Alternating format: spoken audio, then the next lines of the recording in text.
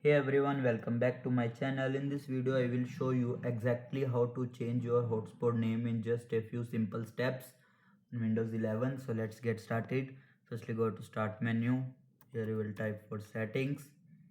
Tap to open settings. Now go to network and internet. Then here you will select mobile hotspot.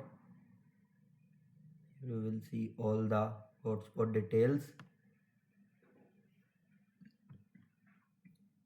Here like name, password, band. Just simply click on edit. Remove the old name and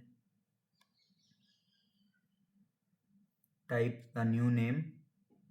Make it something unique and easy to recognize, like I am writing Alex. Then click on save, and that's it.